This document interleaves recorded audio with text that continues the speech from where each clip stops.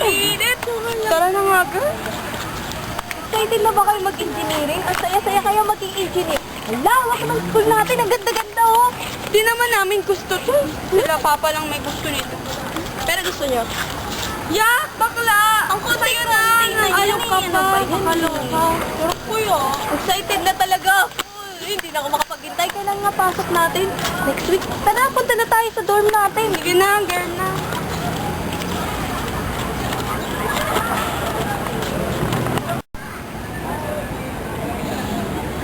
Kamay mo naman, no?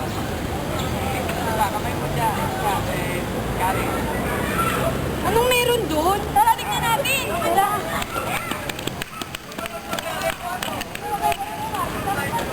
Magandang araw sa inyong lahat. Ako si Byra Alvira at welcome to the University of the Philippines, College of Engineering. Marami ang napili, pero kayo lang ang nakarating dito. Dahil life is a race. If you don't run fast, you will crash po. Una pa lamang, ang mga sperm cells ay nag-uunahan na patungo sa egg cell. Dahil kung hindi ka magmamadali, mahuli ka, mamamatay, o pareho.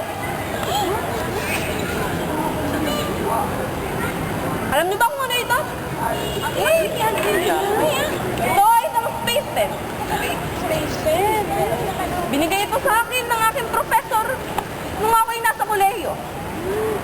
At ngayon, ibibigay ko ito kung sino mang makita ko sa inyo ang makatapat sa aking talino at galing. Alam nyo ba na ito ang pinakamahalagang imbensyon ngayong dekada?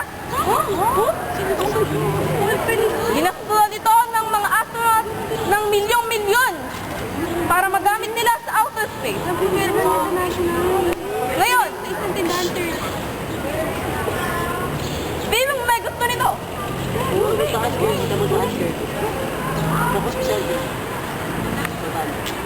Pues, galingan nyo.